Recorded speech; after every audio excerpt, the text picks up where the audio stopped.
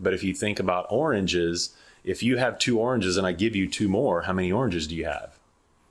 3 oranges, right? Well, 4, right? Yes.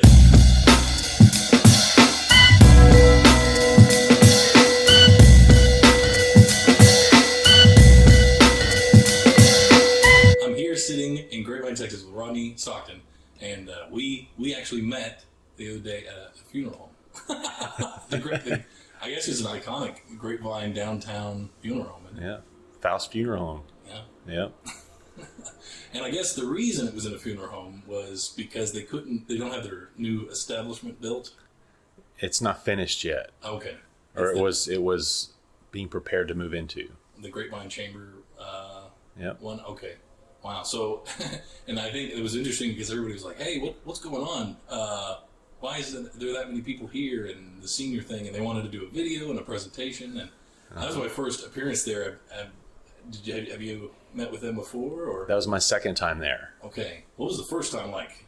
It was about the same. Yeah? Yeah. Okay, they were still like, hey, we need a presentation. We want to put something out there. No? Well, they typically have speakers. Oh. So they'll have somebody stand up and they'll give like a little 10-minute talk on their business and, what they're all about. I think they had 1 or 2 people talk. Yeah? First time I was there. How do you just sign up for that kind of thing? Is that what happens? Well, we joined the chamber just 3 or 4 months ago ourselves. And we just, it's one of those things, one of those events that they have listed on the monthly calendar. So we started going to all of the events and networking and trying to meet people, since we're fairly new to the Metroplex as well. Yeah, definitely. So. And we were talking a little bit about background while we were getting set up, but you are, where were you born and raised? I was born and raised in New Mexico. My dad was superintendent of schools. Wow. So we moved around a little bit. I've lived in 8 different towns in New Mexico. Went to New Mexico Military Institute my first year of college. Really? Played basketball, and then went to UNM and Albuquerque for a couple years, and then moved to Austin, Texas in 1992. Wow. Then in 1993, I got into the financial services business and been doing that ever since. Interesting. Was there always a numbers thing? You always had that? You always liked the numbers? No, actually, I never really knew what I wanted to do except for play basketball. And my dad retired and he became a stockbroker. Oh. And once he got into that kind of sparked a little bit of interest and with money and kind of trying to figure out how to make money grow and all that stuff. And once I moved to Austin, probably about 6 months after I moved to Austin, I answered an ad in the paper and went to work with Mutual of Omaha and started selling health insurance and Medicare supplements and stuff like that. And then I ended up only was there for about 6 months and then moved to another company and just kind of floundered really for the first 3.5 years in the business. Really? And then I found an economics-based system, and that's what grabbed me, and that's what kind of unlocked my furthering my education. Probably since that time, I probably spent over $150,000 on education. Wow. So, wow. But no student loans or anything like that. No. There is no student loans with this type of education. So it wasn't, at a university or anything like that. It was just hard knocks learning. Well, most people, most advisors out there, they gain their education through the companies that they represent. And what I learned through the companies that I was representing, and I represented a number of different companies, that they were giving me information that helped me to sell their products. Not necessarily economics-based information and what really is going on with money and how money works, but it was more product-oriented. Huh. And so now what I've done is I went outside of the companies to third parties and licensed with various systems and learned about money and how things work that way. And just started reading a bunch of economics books, financial books, stuff like that. Yeah, that was interesting on the talk that we had yesterday. It was like, you were describing like the dollar is not the dollar. I mean, it's an amount that is ever changing, and it's devaluing. It's in the inflation, and then how that dollar gets converted and works towards growing itself. So I was just, a 20 is a 20, 1,000 is 1,000. Yeah. But it's not. It's only for this period of time on this date. It's going to change, and you can either get it in a capacity where it can grow itself, or you can just blow it. Right? Well, think of it like, money is it more like math or is it more like oranges? That seems kind of like an odd comparison. But most people think of money, they think of math because it has to do with numbers. But if you think about oranges, if you have 2 oranges and I give you 2 more, how many oranges do you have? 3 oranges, right? Well, 4, right? Yes. 2 and 2 is 4. Uh-huh. And then if you take those 4 oranges and you sit them on your back porch and you come back 20 years from now, how many oranges are you going to have? I don't know. You said for how long you leaving them on the back porch? 20 years. Oh my gosh, they're not going to be oranges anymore. Well, unless they're growing. Okay, so what could happen is they're going to rot or deconstruct. Right. And they can the wind's either going to blow them away, or maybe a bird comes and picks up the seeds and goes and plants it somewhere, and you could end up with a whole orchard full of oranges. So you're either money is going to act more like the oranges, where it's going to devalue, or depending on what you do with it, it can grow. That's a great analogy. Very good. Huh. And that's essentially what you've been able to do. Not only that, but helping people where they're not seeing. I think that was the other thing, missing money. It's like, I almost came up with a phrase for you. It's like, I come and find the loose change and put it to work, because essentially that's what you do when you look at somebody's profile, right? Well, yes and no. I mean, there's a lot of people, when I tell them that they're losing money based upon, the things that they're choosing to do with their money, they think of it as a budget type of thing. But really, it's more of about the strategies that they're choosing to employ with their money. They're, maybe paying off their house early, or they have a short mortgage, or, how they're funding their 401k, how they fund their kids' college education. A lot of these things, how they choose to pay for vehicles, how they're employing these types of strategies that they're taught by these financial institutions determines the efficiency that their money is going to perform at. I see. So it's not necessarily the budget items, it's just the strategies. So the budgeting they might be losing a few $100s or so through the budgeting.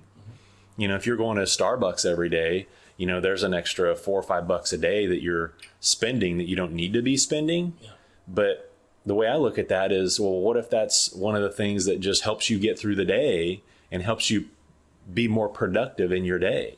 Yeah. Well, maybe that's helping you make more money.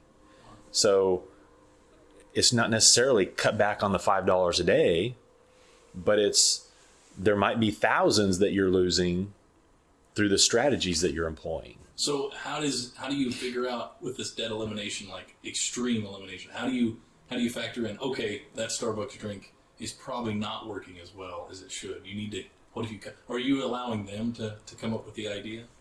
Well, stuff like that, most of the time, yes. Because that's, unless that's a conversation that we need to have, if they are just completely living outside their means, then we'll have that conversation.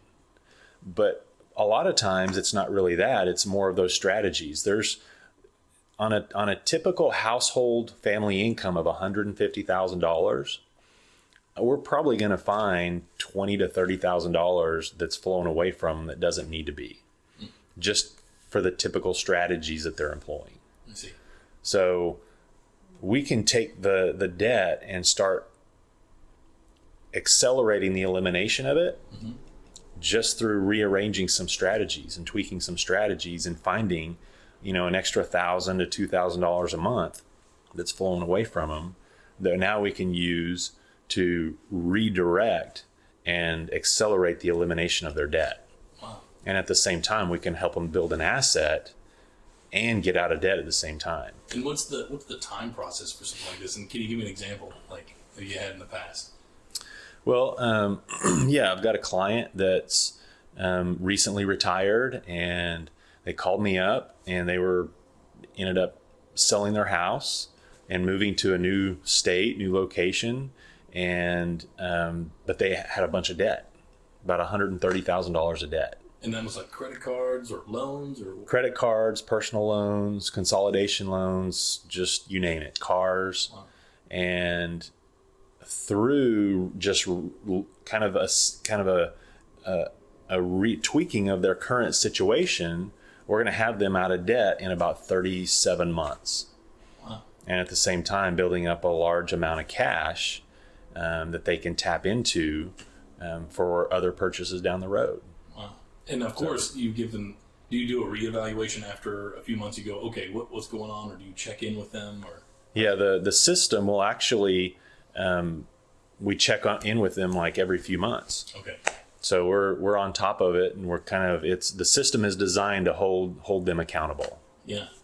So and you were giving me a little bit more understanding with the life insurance thing. It's interesting in our culture how people perceive the life insurance. Like, oh no, he sells life insurance, get away! Or it's just they don't. Is it that you think that people are running away from it because it's a life death thing, or that it's like, oh, I'm just throwing money away? Or what do you think the overall culture is when it comes to that? A lot of it has been the way it's been marketed, Mm-hmm. and the way it's been pitted against investments. They try to compare product versus product. So a life insurance product is more of a savings vehicle, but they're trying to compare it to a mutual fund, which is an investment vehicle. Wow. Or a stock portfolio, which is their investments. So you're trying to compare an investment which is supposed to get a higher rate of return than a savings vehicle, which is not supposed to get a high rate of return. So they're really comparing products unevenly. It's an apple and an orange, not an orange and an orange. I see. Jeez. That's interesting. I know that I'm a very financial 101 type of person, and I was going down the street and I saw this horrible name because I'm a marketing guy and I'm a logo guy, and it was like AURGF, CU. I'm like, what? It's just a huge long name they've screwed, and it's a credit union. Uh-huh. What's a credit union? Well, it's a pool of credit. So how does that work? If you don't mind just going off, how does that work for they all get their money and put it in there, and it's a bank based on people's interests in. Well, a credit union is just I think it's like a pool of people that have come together for that common purpose, but it's essentially just a bank. Right. So it's just another form of a bank with a high interest, I guess, on. Well, it depends on what you mean by high interest. Is it 1.25% compared to 1%, or is it 10% compared to 2%? So I mean, it's not, as far as banks are concerned, it's not going to get you that much more interest than Bank of America versus a credit union. I see. And what have you found when you were telling people about this? It seems like you're obviously educating them, because the ones that are somewhat educated in these respects know what they're doing and know how to process. Is that correct? And you have the people that just can't understand it or don't understand it and have been doing it wrong, and you have to kind of teach them.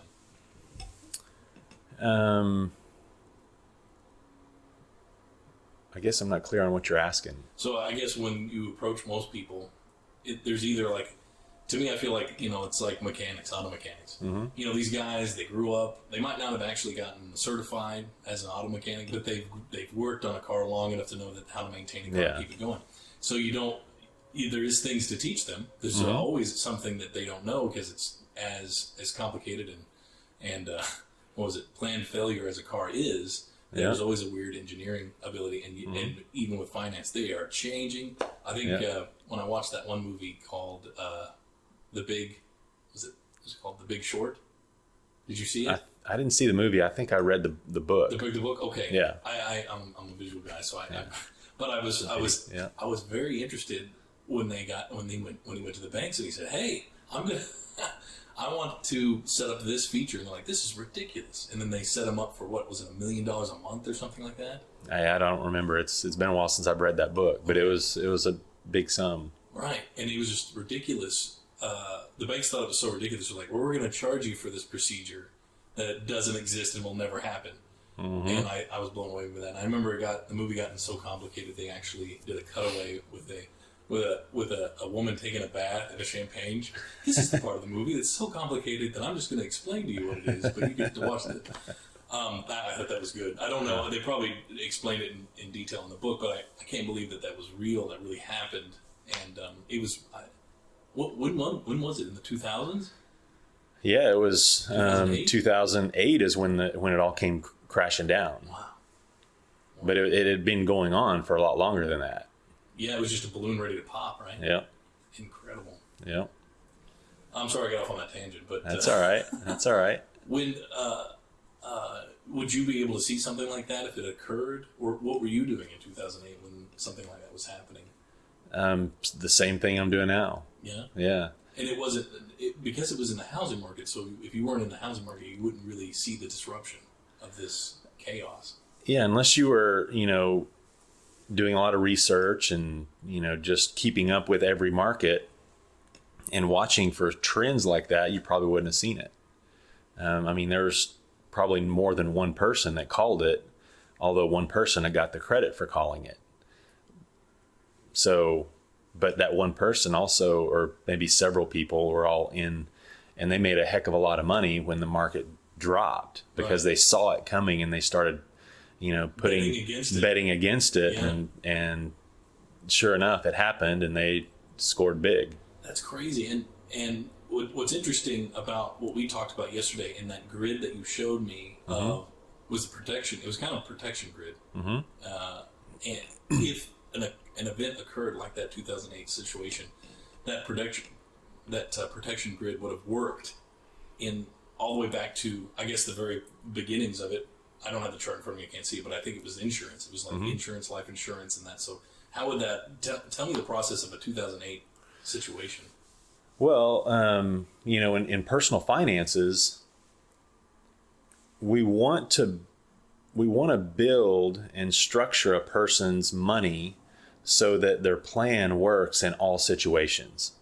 So if the market goes up, it works. If it goes down, it works. If taxes go up, it works. If taxes go down, it works. If inflation goes up, it works. If inflation goes down, it works. So whatever happens in the economy, a person's plan should be structured so that it works no matter what. So that way there was a ton of people, you look back to even 2000, 2001, the market dropped. And then 7 years later, it dropped again. So both of those crashes, people lost a ton of money. If you happen to retire in 2000 or 2001, or if you happen to retire in 2008, you might have lost 30, 40, 50% of your assets, your portfolio, especially like 401ks. So who's prepared to go into retirement losing half of their nest egg? Right. And what did those individuals do? They just lost their money. There's no way to protect it. Would life insurance have helped that? Well, it's not that life insurance helps it. It's that an overall strategy helps it. So I probably would have talked to people about not putting all of their money in one bucket, being a little bit more diversified, maybe having money in savings, having some in insurance, maybe having some in annuities, maybe having in places to where there's guarantees. So it's not just a product or, just one product or two products. It may be a whole strategy around several products and how to put an umbrella over your entire assets so that you don't have to participate in the same thing that everybody else participates in. So that's a question that I might ask people. Who says that you have to participate in the losses just like everybody else does? Yeah, and I was trying to use QuickBooks, and then QuickBooks, and it's weird how all these apps in our world they start coming in, and either they're a patch or an app to an app, or a plug-in to an app, and oh my gosh. But it was Quicken, and then I can't remember what the other one was that they bought into that was supposed to help you like on a daily basis consolidate. And then of course I've always had the issue of like receipts, taking photos of receipts, and then the silly machine, which obviously there's lots of places that can read the text but not sort it. And I was like, just sort it. It's obvious what it is, you know. And I haven't come across a good one. Have you come across any good scanning receipt thing? No. Still have to place them by hand in the old sheet. But very interesting. We were talking about all the software and everything. So it takes track and it'll email the person and say, hey, congratulations, or what the heck are you doing? No, well, not that one. But it keeps track of the inflows and outflows. Yeah. So that it keeps you on track to pay off your debt. Yeah. Can you? What was the shortest debt turnaround that you saw that only took like maybe 10 months or 20 months? So this program is a new program that I just started using within the last few months. I see. So I've only had about 2 or 3 people go through it so far. Okay. And so I'm working on some marketing to ramp that up. I see. Okay. So. Yeah, and what brought those people to you? Was it referrals, just like people knew people? No, they were clients. Okay. Yeah. And you found them because they came to you, or you was a friend of a friend, or? They were both referrals. Okay. Yeah. So. And the range of these clients that you had in the past, what was it, from 30s to 60s? Yeah, I've got clients that range the gamut. Okay. So, I've got clients that are probably in their 30s and, some of them are now in their 70s. And it's something that no one wants to talk about. And actually, I'll tell you a story about the Under the Tower. Under the Tower Productions was actually a water tower under my grandfather's house. My grandfather's house was under a water tower. Okay. Is that what that is? Yes. And ironically, these are the kind of same water towers you see at studios, and they usually have them on studio lots because it's a better fire extinguisher, essentially. Yeah. But, and they have water pressure and things like that. What's interesting is that at the time, I moved in with my grandfather because he had Alzheimer's, and I was like, okay, I'm going to start this production company. This is 2001 or 2, I think. And people don't know that transition. And it's a very hard transition. And it took on my family by surprise because the thing they don't teach in schools is like mortgage. They don't tell you what that's all about. They don't tell you about income taxes, even though they'll tell you about Washington leaving because of taxes. And yet we have this. Ironically, I was going to come up with a reality show.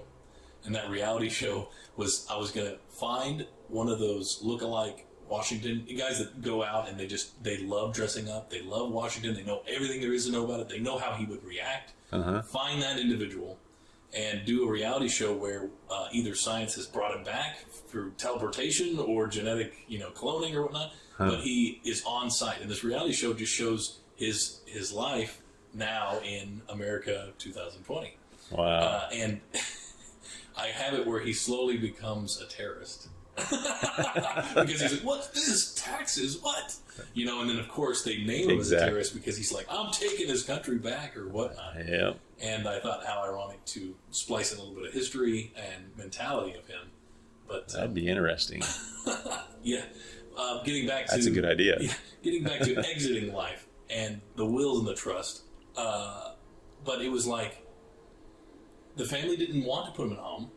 He needed to go in a home. He was being brought by the police because he'd walk and he couldn't find his way back, and they would find the license on him and bring him back. So living with him was a challenge because he has Alzheimer's and dementia. Wow. And it was always late night stuff going on. So we were looking at the assets, and it was something to the effect of, I always say, the house always wins. Government always wins. You fail to do something, you fail to be responsible, they reap the benefits. So we had to put him in a home. I was starting my family, so that was a big thing because he couldn't be around. I had to take care of him, and what was it? It was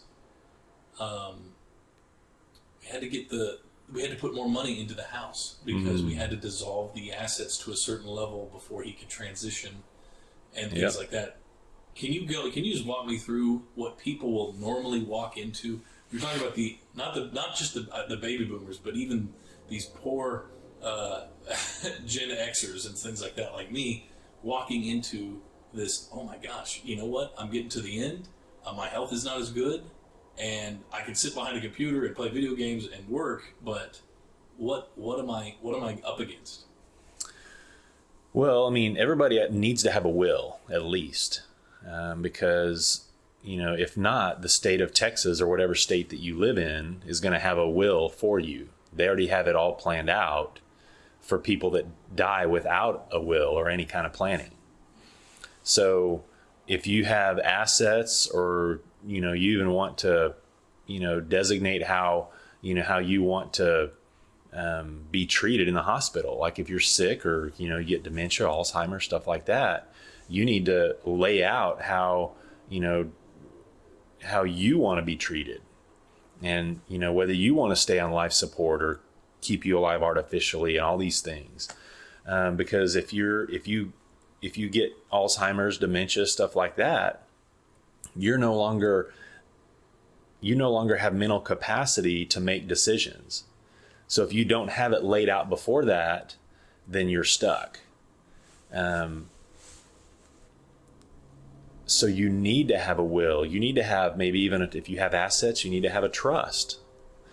Because if you only have a will and you have assets, then you're more than likely going to go through probate.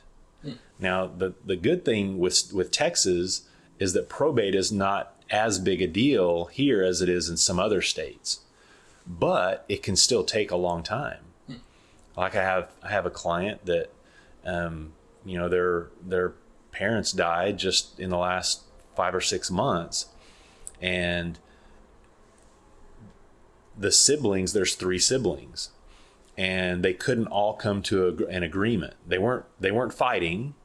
So, I mean, they were all civil. They're all, they all get along, which is great. A lot of times that can end up in a fight, and, the kids are fighting over the assets. In this case, it didn't happen, but everything was still tied up in probate for, 6 months, 7 months. So, it took a long time to get things figured out. Whereas if they had set it up in a trust, it could have been completely spelled out by the parents, and then it could have passed to the kids with no issues, and everybody just takes what they get. So, it's a good idea to have everything kind of laid out and planned out properly before those things and health changes, or you die unexpectedly, or whatever happens. And tell me the process of getting that will, and where does it go after it's been constructed? Well, you just hold on to it until, until it's an appropriate time. You pass away, you're both spouses pass away, and so then everything. That paper needs to be put somewhere. Is there not like a copy that you send, I guess, if you have an attorney or something? Yeah, what we do is we have a software package, so they have an e-vault. Oh. So everything is loaded into an electronic vault online, but they also have a hard copy.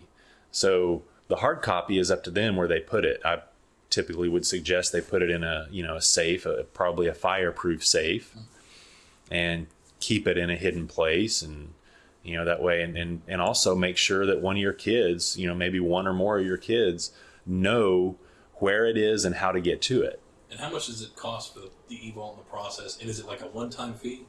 Yeah, we charge $8.95 for the will and trust package, and that is a one-time fee. However, there is a subscription, because a lot of times, depending upon when a family decides to put all this together, there's probably going to be changes. If you're in your 70s or 80s and you get this done, there may not be too many changes, when you get it done from that point until you die. But if you're in your 40s or 50s or even, early 60s or whatever, you may have several changes. Maybe your kids, maybe they get out of school, or maybe they don't even go to school. Maybe something happens with one of your children where, you don't want them to get what you initially thought you wanted them to get. Right. Or maybe there's grandkids that come along. So you may want to go back and change things. So we have a $30 per year subscription fee, which gives you unlimited changes, unlimited access to the e-vault and everything else, which is a huge value, because if you're going to an attorney, then you're probably going to pay their hourly rate. So if you want to go back and get something changed, you're paying, $200, $300, $400 an hour just for a small or minor change. Wow. Yeah, that's true. That's a great package, and it's interesting how it's a long-term effect too, to have that, and the cost isn't that much up front. You said it was $10 plus the 30. What was the total? I'm sorry. It was $895 to get the whole package done, and then it's a $30 per year subscription fee for the changes and everything. Man, and it's very interesting how your life can change between, I guess, the 30s and the 40s, and then it starts to taper off, I guess, towards the end. At least what I've been observing too. Yeah. So you have actually only been in these business of the financial. Have you worked in any other capacity in industry or anything like that? No, not really. Since I got in this business when I was, let me see, I was 23 years old, I think. Jeez. Yeah. Wow. So I've been doing this a while. Yeah, you know the numbers in the process. What has changed that you've seen between that time and now? Not much, really. The way that numbers are done and processed, I guess Bitcoin and maybe. Yeah, we got cryptocurrency now. Right. But as far as the economics don't really change. It is what it is. So you still want to plan with the same objectives in mind.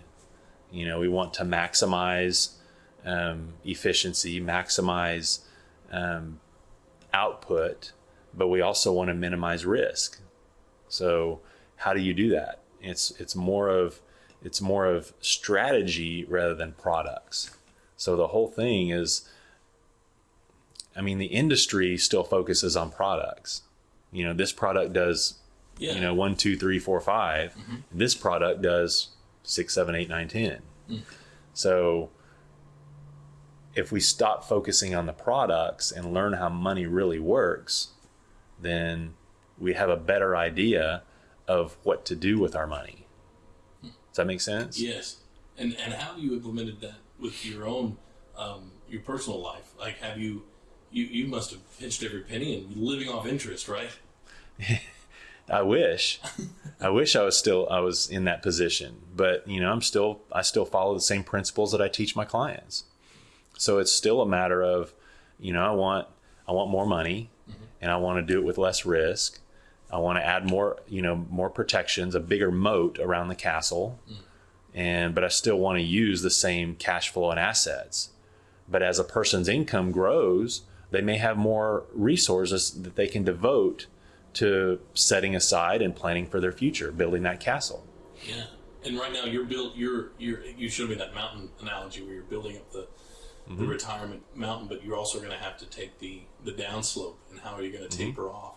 What's your plan right now? When are you retiring? When is your peak? Well, I don't actually see myself retiring. I like what I do, and I don't think I'll ever stop doing it. I might, slow down a little bit, but I'm not going to stop doing it. Right. Because I think people need to hear this message.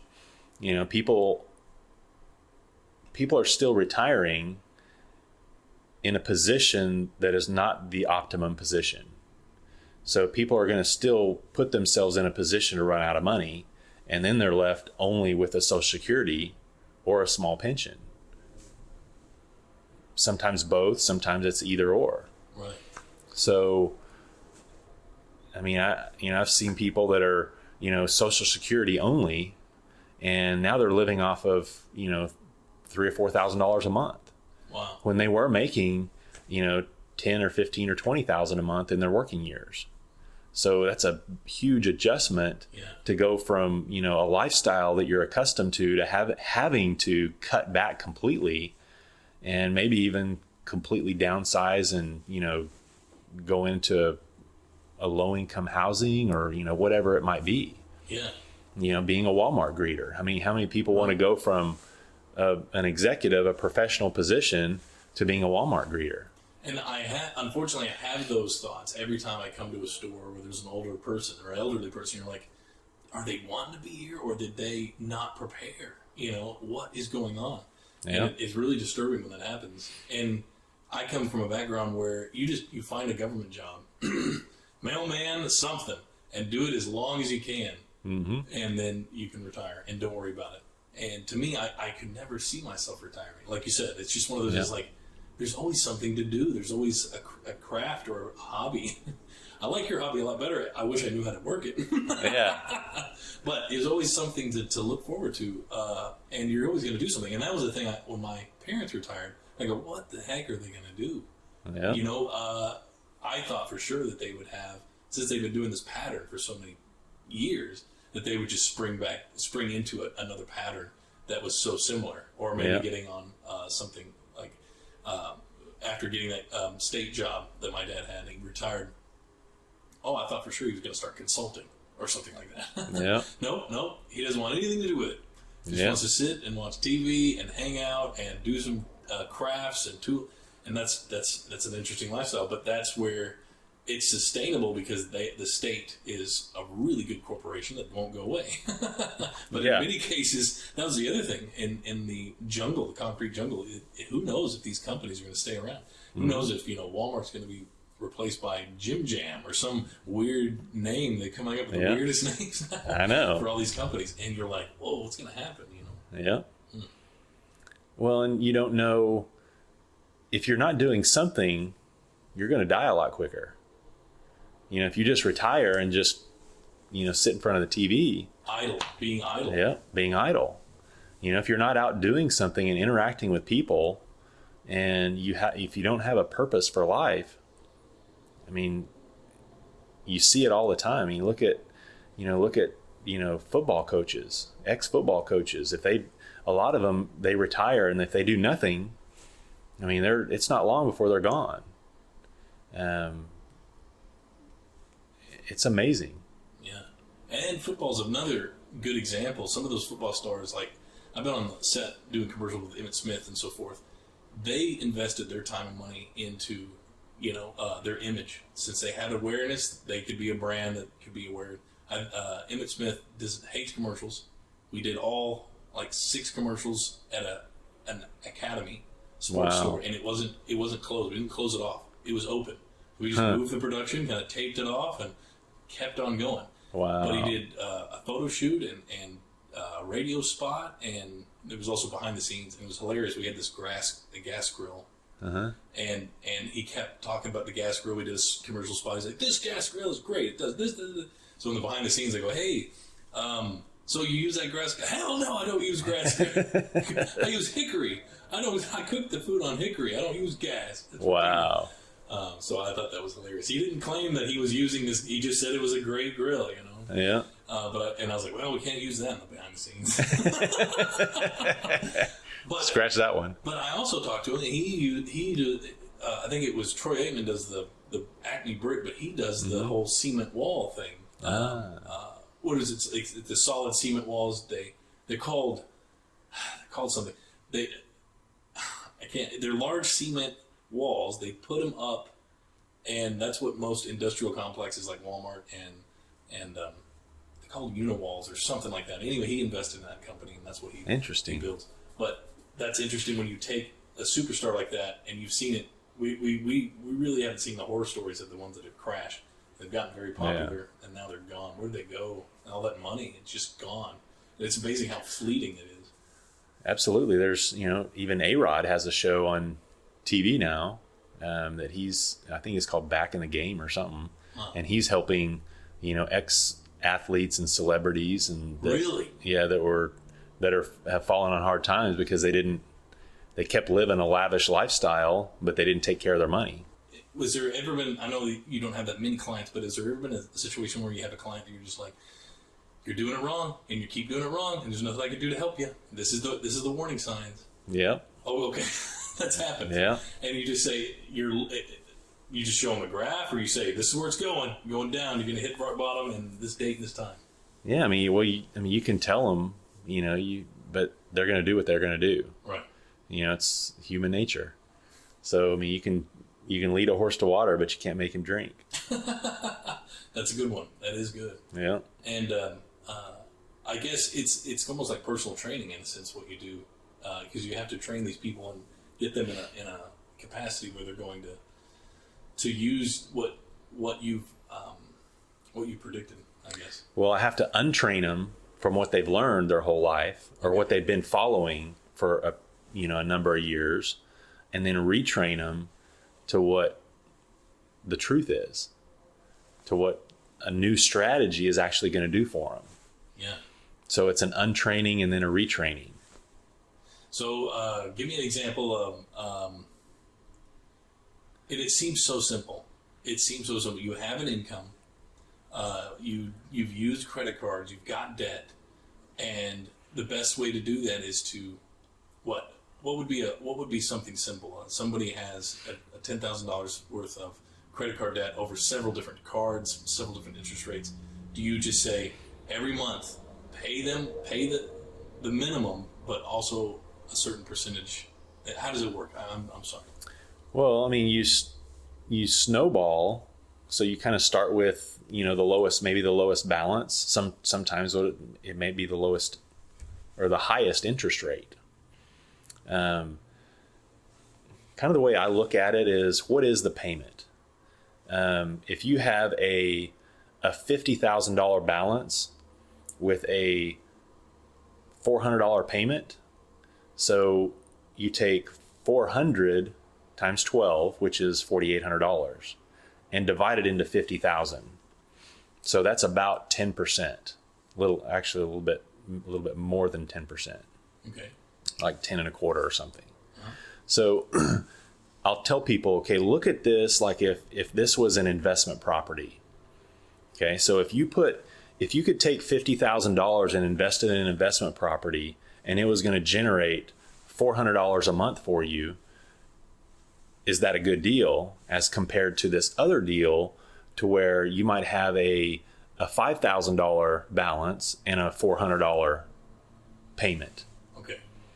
So the $400 payment on the $5,000 is almost 100%, right? Versus a 10% return. So would you rather put $5,000 in a rental house and get $400 a month, or put $50,000 in a rental house and get $400 a month? Right.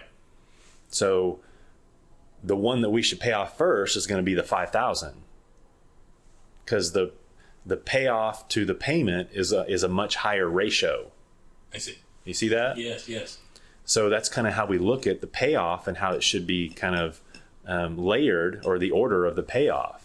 Which one's going to give you the highest cash flow for the lowest amount of outlay?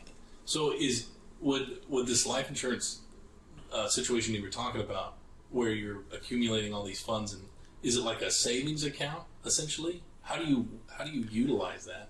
So utilizing the life insurance for paying off debt is you end up snowballing the policy. So you're trying to load up the policy with as much money as you can, as fast as you can, so that you can then borrow against the policy to take and pay off your debts. So every time that you can borrow and pay off a credit card or whatever the loan is, whatever the debt is, then you take that payment and you run it back into the policy to repay the loan. So at the end of the payoff, you actually have an asset that's waiting for you, a pool of money that's waiting for you to be able to go and use, and that way you can stay out of debt. So the whole program is called Debt Free for Life. So if you're going to get out of debt, most people want to stay out of debt. They don't want to go back into debt. Right. But the typical plans out there that accelerate a person getting out of debt, at the end of the payoff, they just don't have any money. They don't have any debt, which is awesome, but they also don't have any money. Yep, and then that makes them want to go back to. Mm-hmm. So by utilizing a product or an asset like life insurance, you're building a cash value that compounds uninterrupted. So the compounding in life insurance never stops unless you just surrender the policy. So the savings aspect of the life insurance is always there. So even when you borrow against it, all of that money continues compounding and earning interest for you. Wow. So it never stops. So that's what I'm saying is, at the end of the payoff, now you have an asset there that you can now use. So the next time you need to go purchase a big ticket item, whether it's a new computer monitor, new computer, new big screen TV, a new car, or whatever it is, now we can go to our pool of money, and now it's almost like you're becoming your own little bank. You're setting up your own little bank. You can actually take money out of the life insurance policy. Yes. Wow. So here's the thing. You don't borrow from the policy. You borrow against the policy. Against it. Okay. So you're actually borrowing the insurance company's money. So your money stays there, and it continues compounding. Okay. That's how the thing continues to grow. It never stops compounding. Wow. So you're borrowing from the insurance company, but you have guaranteed collateral. So you don't have to go through all the approval process that you would have to go through if you go to a bank to make a loan. Wow. Okay, so give me an example of like I need to take out. I finally paid off my debt. I've got a great accumulation of life insurance, but I don't have any money right now, and I need something. I need a little bit more. I need to buy a car or something like that. Well, so in that process, you were borrowing from the policy or against the policy to pay off your debt, right? Mm-hmm. Okay, so you just do the same thing to go get the car. Okay, I just against it. Give me an example. I need a little bit more detail. Okay, so if you have money in the bank, right? Yeah. Okay, let's say you have a savings account at the bank. Well, you could actually go to the bank and get a loan based upon the money that you have in the bank and use that as collateral for the loan. Because they could take the savings and put it towards that debt if that ever happens. Okay. Exactly. So it's the same thing. And but what's great about what's the difference between that savings account and life insurance account? Well, there's a lot of difference. You get a death benefit with the life insurance. Okay. You get tax-free or tax-deferred buildup of the cash value. Okay. And then you actually can access the cash value tax-free or tax-exempt. Wow. So would a phrase be, don't do savings account, do life insurance? Well, not necessarily, because the savings account is immediately accessible. Okay. In the life insurance, it takes a little bit of time to build up some cash value. What would the duration be for that cash value? Are you talking about like $20 a day, or are you talking about every month you're putting in? Yeah, so you can contribute to it every month, or you can just make an annual payment. Okay. But you need to make payments for probably anywhere from 5 to 10 years at least. It has to be. It's more of a duration than it is the actual amount that you're putting in. Yeah. So think of it. I mean, if you're in your company's 401k, yeah, are you going to contribute to it for like 5 years and then stop? Right. Right. So it's a long-term thing. I mean, just like any other savings or investment strategy or program, it's a long-term thing because you're saving towards a future goal. Whether it's retirement, whether it's a college education for your kids, whether it's a wedding for your kids or vacations. I mean, whatever it is, you're saving into your 401k, or you're saving into a portfolio, or whatever investment you're putting money into, or savings program you're putting money into. It's not a short-term thing. See, if there's a situation, let's do an analogy where you have the mountain. They've reached the peak. They've now hit the retirement button, and they're going to start siphoning off. They have a little bit of debt. I guess let's put them in a $100,000 annual. This is a couple that both utilize $100,000 lifestyle, and that they have been putting away for years this life insurance. Now, how is that going to help them when they're on their downslope of just not working and just siphoning off the retirement fund? Well, so the rules of the game change when you switch from working for money, time for money, to having your money provide for you for the rest of your life.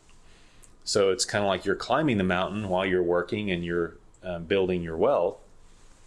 But then when you retire, you cut off the income from your job, and now you're going to rely on your assets to provide money for the rest of your life. Now you might, you probably have Social Security, hopefully. If you have a pension, that's great, but not everybody has a pension anymore. So when you were building wealth, did you get the same return on your money each and every year for the 20 or 30 years you were building wealth? They get the return. What do you mean? So if you're building wealth, you're expecting a certain amount of return on your money, right? A rate of return. Right. So did you get the same rate of return each and every year that you were building wealth? I think it would fluctuate, right? It does fluctuate. So, I mean, look back to 2000, 2001, and then 2008. I mean, the market took a huge dive. So go back to, even the 80s. There was a couple of years in there that it went down. And then the 70s. I mean, pretty much almost every decade, except for maybe the 90s, where it just did nothing but go up, the market takes some kind of dive. So if you're accumulating money and the market's going up and it's going down, it doesn't really matter that much because you're not taking anything out of your bucket. But when you flip the switch and start taking income out of your bucket and the market goes down at the same time you're taking income out, you could have a problem. Yeah. Because now your risk of running out of money just went up dramatically. Wow. So it's a good idea to have another pool of money that is not tied to the market in any way, that doesn't fluctuate, go up or down, or well, mainly down, but it only goes up, so that when the market does go down in that bucket of money that's providing an income for you, you should be able to draw from another bucket instead of having to pull out of the one that just went down. Because if it goes down and you pull out an income, then you just compounded the problem.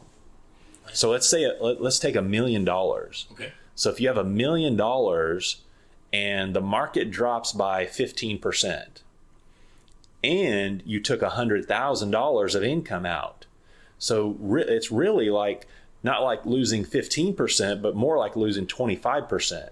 So your million is now about 750. Now, if you have 2 years, negative years in a row, like 73 and 74, it was down 14+%, and then it was down 26+%, 2 years in a row. Yeah. If you were taking $100,000 out each of those years, it was like 24, minus 24, and minus 36. Jeez. So how do you ever recover from that? Yeah. So you need to have another bucket, a safe bucket that has no correlation to the market and has no downside potential, to be able to pull from and supply that $100,000 income while your portfolio is trying to recover. Otherwise, you're probably going to run out of money. And that bucket could be another account or savings account, or would it be better if it was a life insurance account? Yeah, it could be a savings account. It could be home equity. Okay. It could be, life insurance. Life insurance really is probably the best one because the compounding never stops. Oh, wow. And in the house they do, because it's just the equity of the house and the value, right? The house is going to go up or down in value at the same rate, whether there's a loan against it or not. Okay. So there's really no rate of return on the equity in your house. Wow. It's incredible. It's incredible.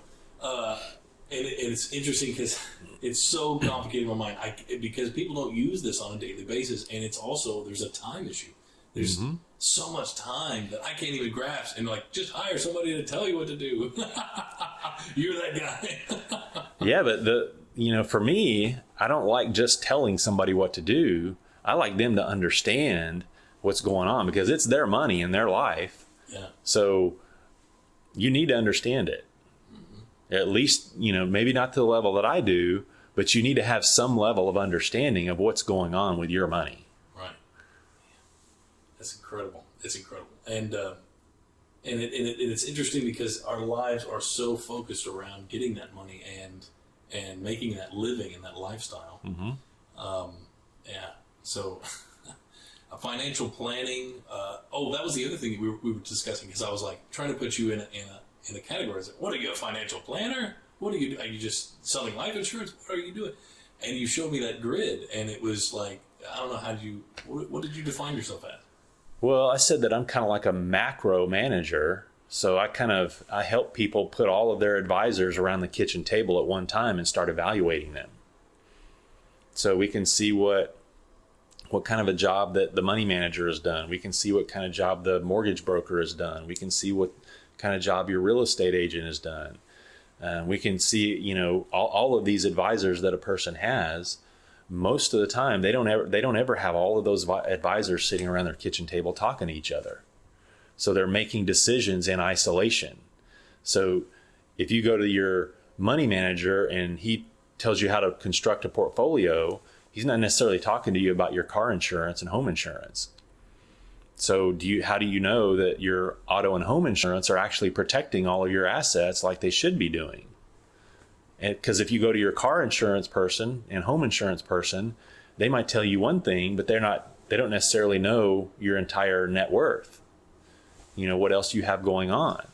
So what I do is I help kind of facilitate that. Not that we're going to actually get everybody sitting around the table, but with the tools that I have, I can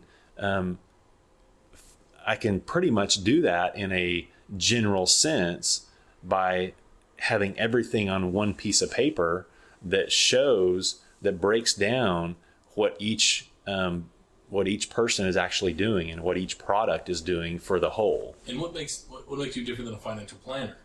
Well, I can't legally say that I'm a financial planner, but I do financial planning just from a different perspective. I see.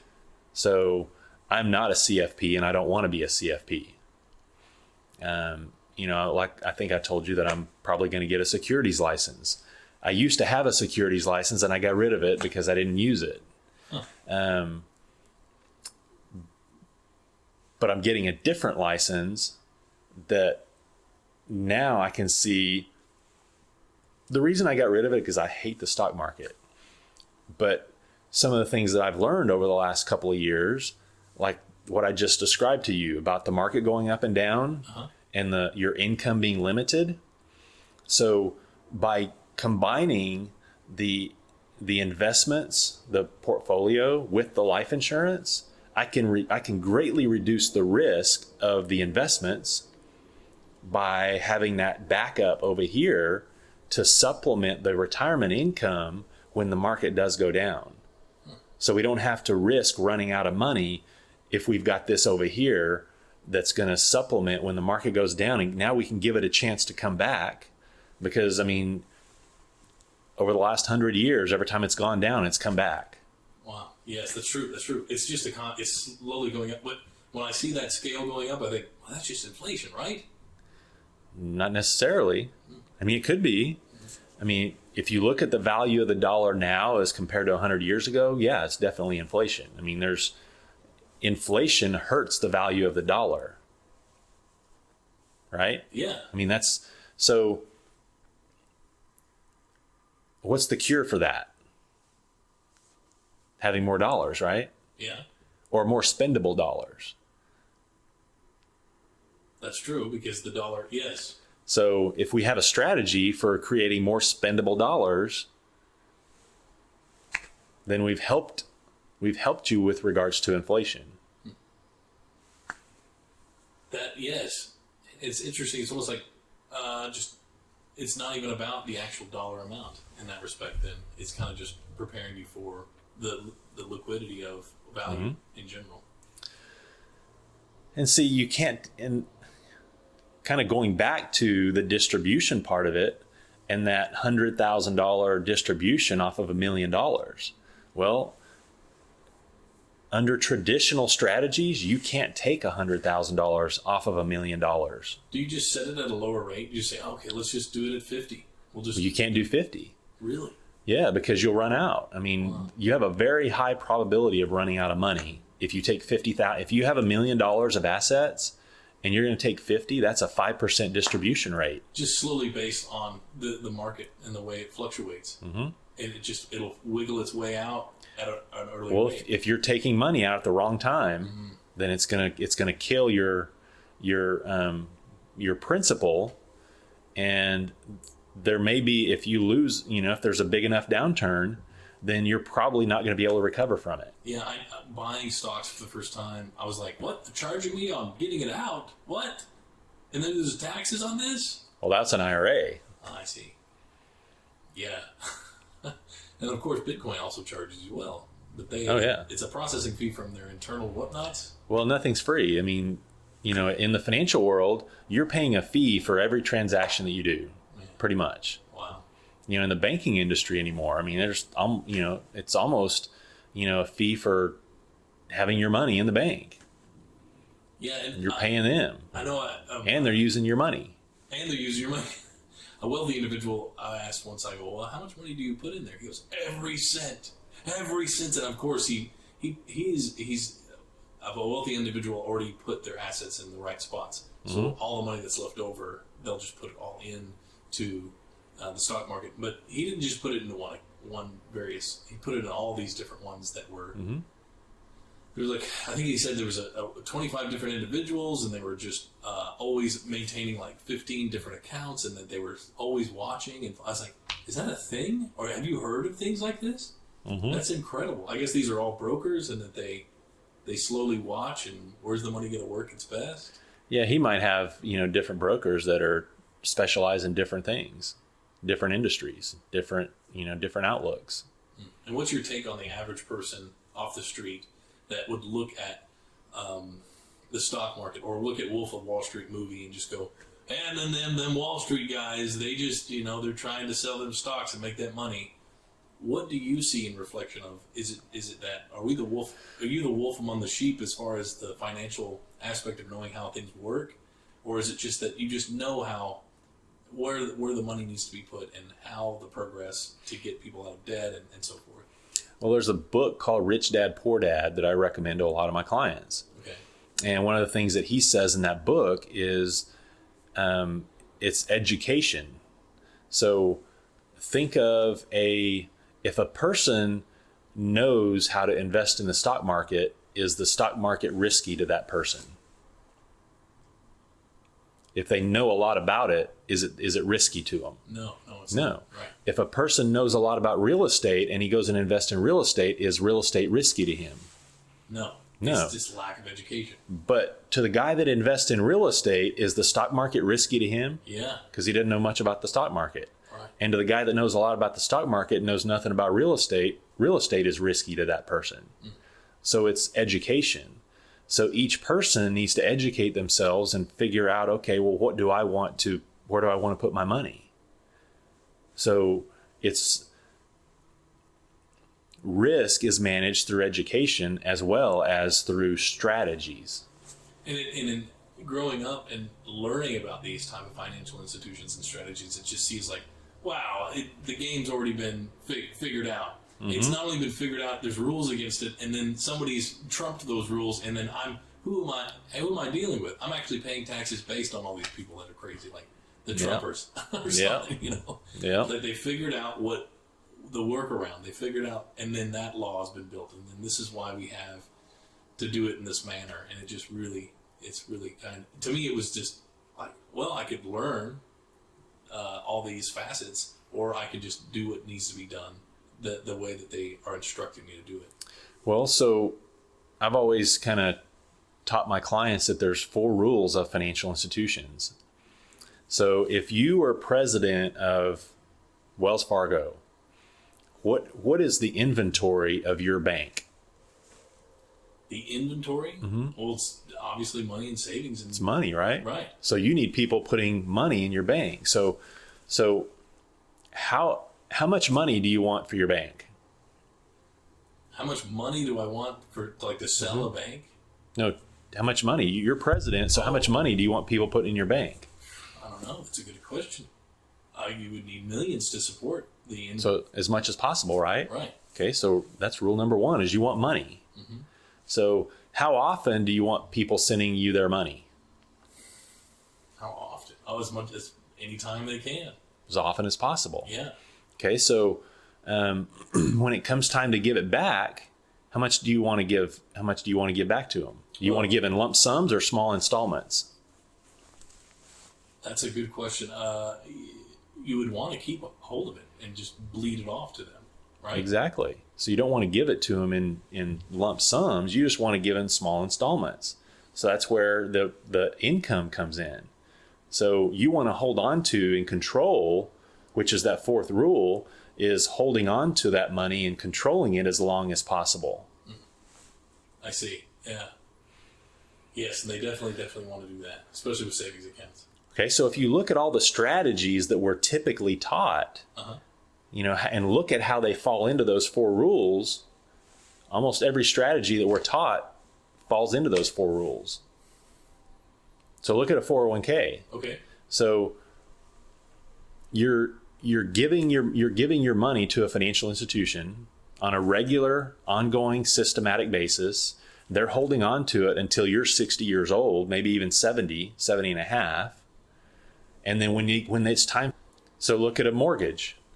If you have a long mortgage versus a short mortgage, so a good bank will actually use $1 at least 5 times.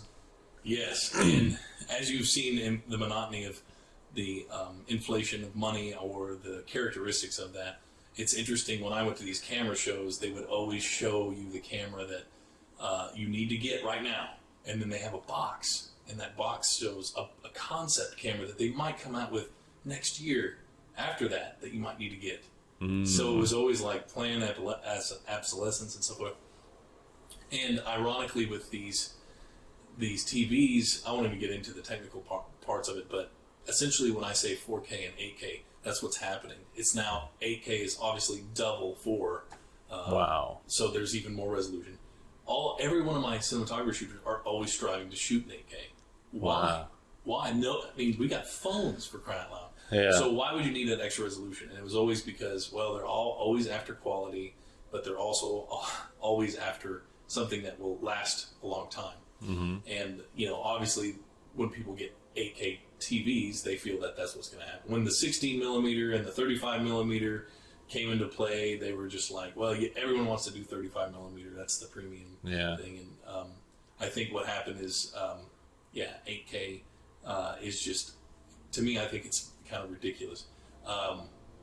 Because, yes, our future is going to get to that point. Mm-hmm. But we're on a future right now where people are watching movies on their iPhone. Yeah. I'm trying to keep it as simplistic as possible because, man, it just you get on a silly rabbit hole of ridiculousness. But I remember when they were displaying the 4K and they showed you a demo and they had a television that actually the television came with because at the time you could, and still it's very hard. You have a Blu-ray player? No. Okay, you just have a DVD player? No. You don't have any of them? Well, I think we have a DVD player, but we never use it. Yeah. I mean, it's old.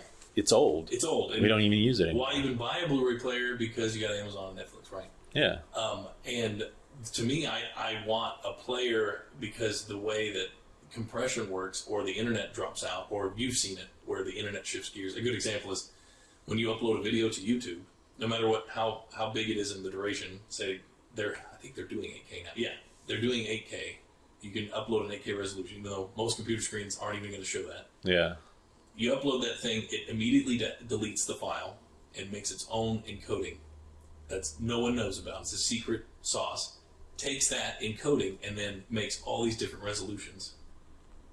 So that, and you've probably seen this happen when you're on your phone or something. It'll look blurry, and then it'll kick into gear. It's all crystal clear, right? Okay. So it's shifting gears. It's literally shifting gears. It's going, oh, well, the bandwidth is fast enough. Go ahead and shift that gear. And all of a sudden it becomes clear with a seamless transition. So they have this, they basically take the video and make those multiple resolutions. So whatever has been, then listen to this.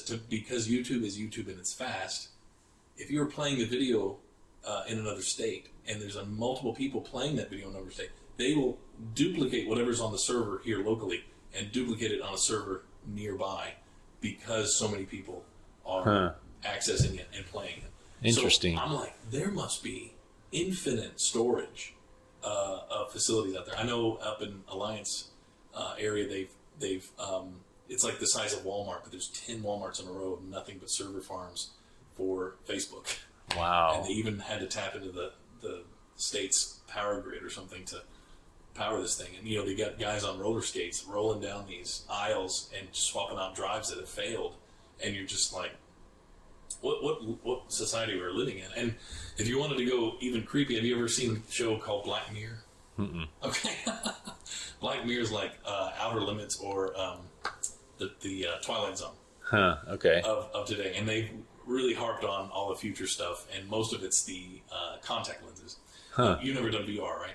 No. Okay, well, if I was to tell you or describe to you how powerful the iPhone is, and it's a mini computer, and it does all these things with apps, and yet you've never heard of app, you just know the phone, you could see how I could tell you right now that it's augmented reality. AR is the future. We're going to have these glasses or contact lenses that are going to be augmenting the reality that we have. So we'll see things that aren't really there because, information is power. I mean, you could walk up to a facility or a person and see their name and all the data that's needed and restaurants. And they're trying to do that now with the phones where you activate your camera and instantly it starts telling you, hey, you're on this street. Oh, by the way, there's a fast food restaurant. You're looking for this and that kind of thing. And Street View and Google, I mean, if I haven't been there before, I will go on Street View and take a look around.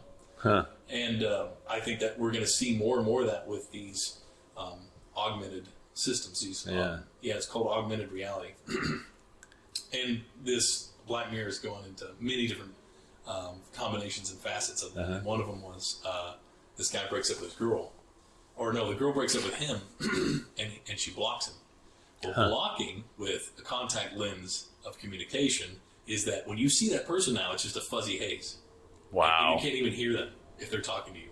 Interesting. So he's like yelling at them. Well, go ahead. Have you seen, I think there's a new show on CNBC. It's called 5-Day Biz Fix. Oh. So there's this couple, they go into businesses that are struggling and they do an overhaul of the space and everything else, and they help them increase their business. Well, there was a show about virtual reality in New York City, or Manhattan or something. Yeah. And so they went in and just overhauled the entire space. But one of the things they did was they found this girl who does augmented reality pictures, like artwork. So it looks like just a picture hanging on the wall, but you have an app on your phone and you go hold it up to the picture, and then all this movement starts happening on the app. Wow.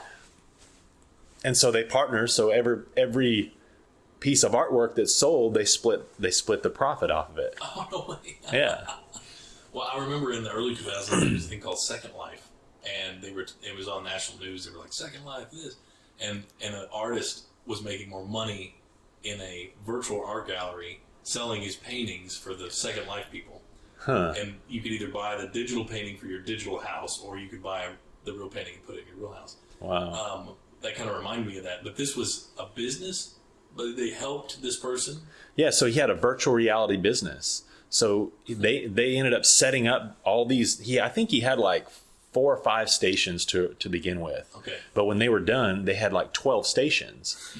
And so they helped them go out and market to businesses, because he was having companies come to him and pay him like $10,000 for an event, like these big corporations. Huh. So they come and do this, virtual reality party, and they have a little bar there, and they have, food and snacks and, candy and chips and, stuff like that. So they come there and they do this virtual reality thing, and then people just come off the street and do it too. And they're using their phones and looking at paintings, and then they see. Well, no. So they have virtual reality stations. Oh, okay. But so in addition, so in addition to the virtual reality stations where they have the things, then they had artwork that could hang on the wall. I see. So it's just another revenue stream in the business. Whoa. So the artwork was the thing you could download an app and hold it up to the picture and have it move around and everything else. Man, and one of the ideas I came up with was because paintballers always have the goggles on. They wouldn't mind having a virtual reality goggle on. And then a bucket that's in the room is actually like a tree. Like you could say all these different obstacles are a jungle, and you can run through it. So I was like, let's convert the paintball companies into virtual. I actually looked into some of those franchises. They're ridiculous. They're like, I think they wanted $150,000 up front or something like that. Wow. So I was looking into franchises, but I don't know if I want to dive into anything like that. Man, yeah, you gotta do your research and demographics and all that stuff and figure out if this is a location for it, or where is the ideal location for something like that. That too. Maybe downtown Dallas. Yeah, exactly. And I think that's what was great about it is there's a team of people that have that research. But in many cases, it's like, well, I'd rather do the School of Hard Knocks and then maybe group together later after I've done my own education to figure out how this works. So, yeah, that's been very interesting. Well, it's been good having you here on this. Thank you for having me. Yeah, definitely. And well, it's good having you on this podcast. And this is my guest, Rodney Stockton, financial guru. Thank you very much, Logan. Thanks for having me.